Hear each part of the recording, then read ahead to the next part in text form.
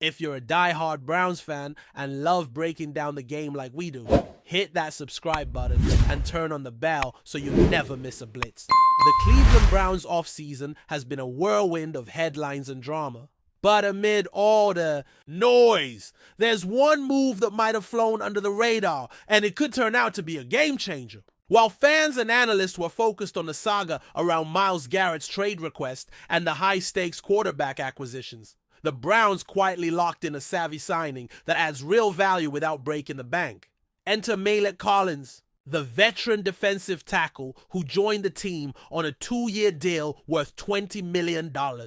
At first glance, it might not seem like headline material compared to blockbuster trades or star signings, but Collins' arrival fills a critical need on the defensive line.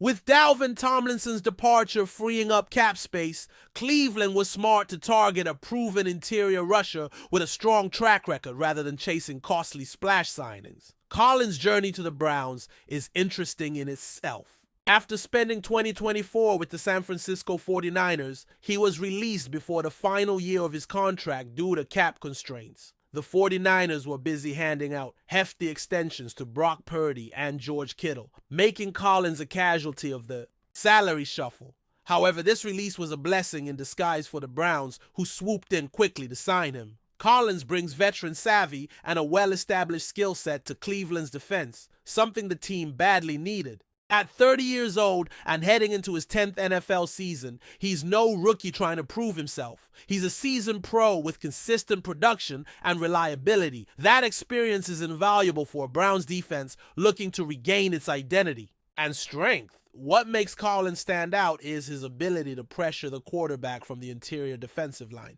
Over the past 4 seasons, he's consistently earned a pass rush grade of 70 or better from Pro Football Focus, placing him in the top 25% of all interior defenders. In 2024, he recorded the 7th best pass rush win rate among his peers, highlighting his ability to disrupt plays and cause havoc for opposing offenses.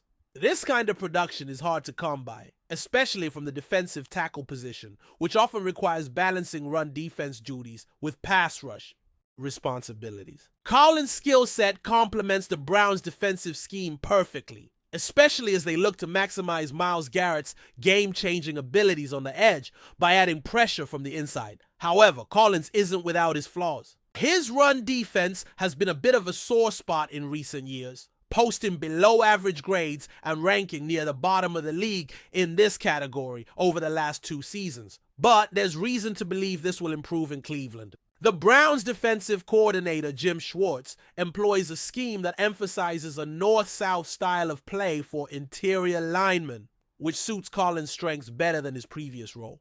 Additionally, the presence of other talented defensive linemen on the roster could allow Collins to focus more on his pass rushing in certain situations, alleviating some pressure on his run defense duties. With a better scheme fit and more support, Collins has a real chance to turn those weaknesses into strengths. The Browns' defensive line is shaping up to be a formidable unit once again in 2025.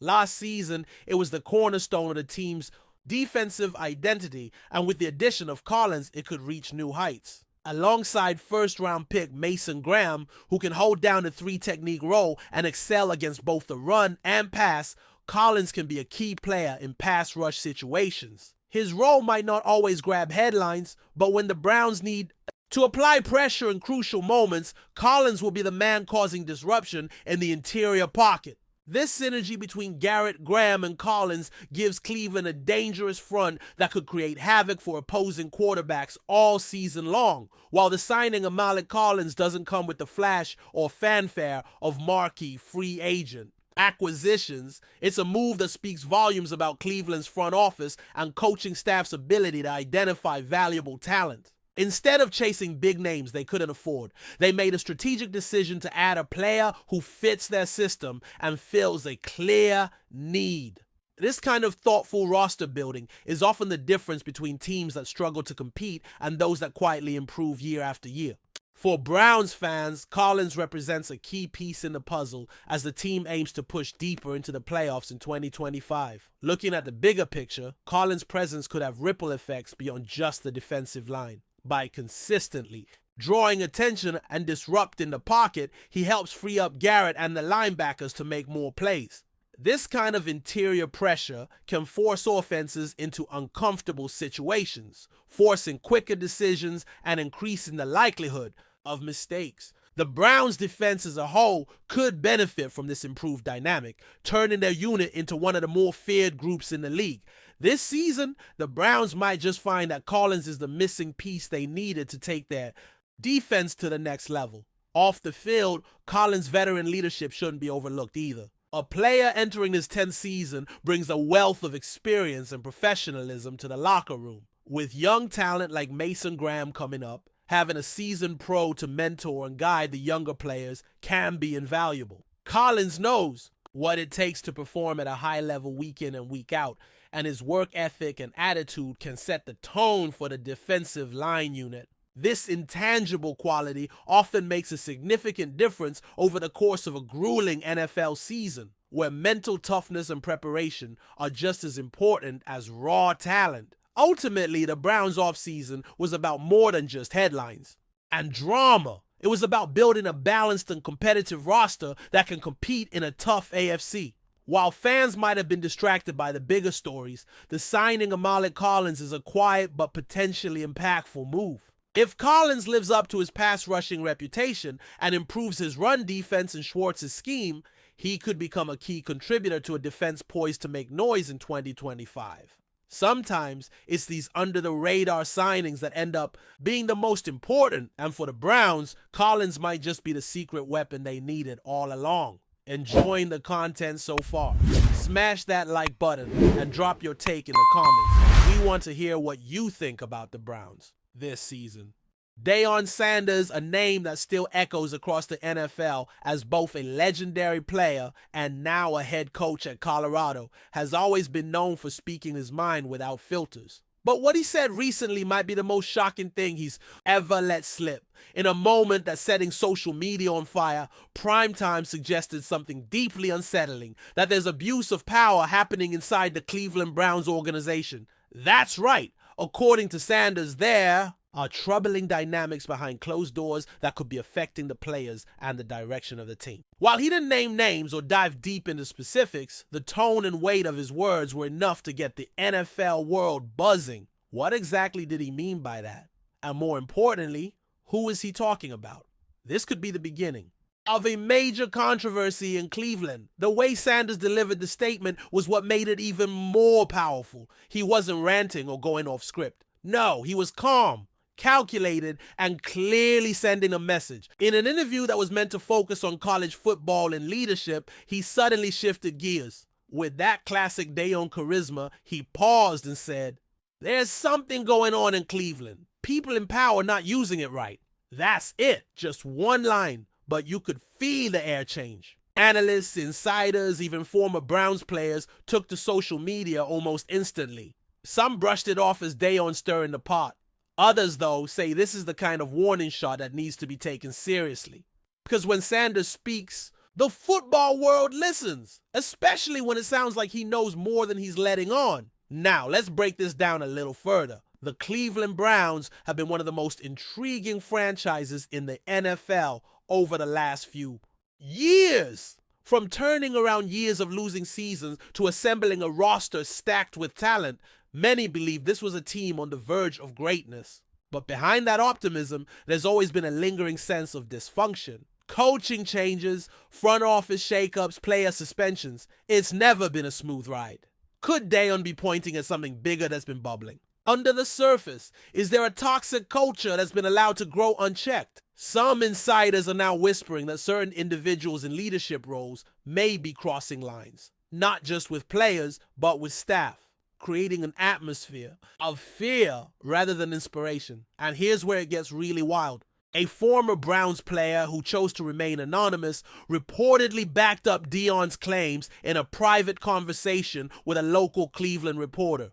According to this source, there have been instances of verbal intimidation from team executives, and players have felt silenced when trying to speak out. You can't say what you feel without worrying it'll cost you, the player allegedly said. That kind of environment doesn't just hurt morale, it breaks down the trust necessary for a winning culture. Could this explain some of the Browns' inconsistencies on the field? It's not just about X's and O's anymore. It's about whether the foundation of the franchise is rotting from the inside out. Of course, the Browns haven't officially responded to DEION's comments or the growing swirl of speculation. That silence is only adding fuel to the fire. In a league where image is everything and where teams usually jump at the chance to shut down rumors, the lack of denial is suspicious. Is the front office regrouping for a carefully worded response, or are they hoping this story will just blow over? With training camp on the horizon and fans already questioning leadership after another roller coaster season, this couldn't come at a worse time. The last thing the Browns need right now is a credibility crisis. And yet, here we are, one comment from Deion Sanders has shaken the foundation. What's also catching attention is the timing of Sanders' comment. Why now? Why say this during a quiet NFL period when most players are in off-season mode and teams are preparing behind the scenes? Some believe Deion is signaling to young players, especially those coming up through the college ranks, not to trust everything they see in the NFL. That maybe, just maybe, the glitz of a team like the Browns hides a darker truth. Others believe he may have a more personal reason for speaking out. Maybe he knows someone close to the situation. Maybe he's heard things through his extensive network of former players, coaches, and agents. Either way, it's clear he didn't drop this bomb by accident. Meanwhile, sports talk shows and podcasts have jumped all over this.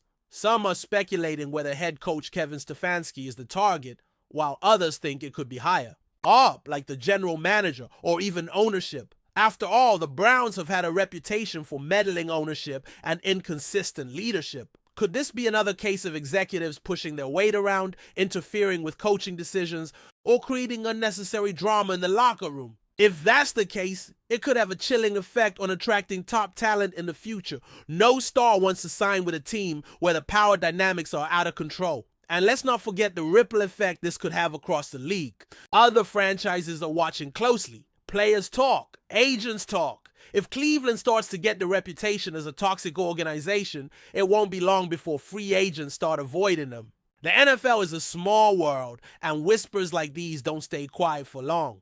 Already, fan forums and Reddit threads are lighting up with speculation. Some fans are furious, demanding answers from the front office. Others are in denial, saying Deion's just stirring drama. But the truth is, when multiple sources begin aligning behind a narrative, it's no longer just talk. In the end, what we know for sure is this. Deion Sanders has once again changed the conversation. With just a few words, he's managed to crack open what could be one of the biggest off-field stories of the NFL offseason. Whether the Browns issue a statement or whether players begin speaking out, this story isn't going away. If anything, it's growing. And as the weeks go by, pressure will mount on the franchise to come clean about what's really happening behind the scenes. Is this just smoke? Or is there real fire? Deion has lit the match. Now we wait to see what burns. So what happens next? If more players come forward, or if the media begins digging deeper, this could snowball into a full-blown investigation. And if that happens, there will be fallout. Jobs could be lost. Reputations could be ruined. But more importantly, it could spark a larger conversation about power in the NFL and how teams manage their internal cultures. Deion Sanders may have just opened Pandora's box in Cleveland, and if what he said holds any weight, we're just seeing the tip of the iceberg. One thing's for sure, the Browns can't stay silent forever, because the whole league is watching. Thanks for riding with us on another Browns Blitz. If you liked the video, share it with a fellow fan, hit subscribe, and ring that bell so you're always part of the Dawg Pound conversation. Go Browns!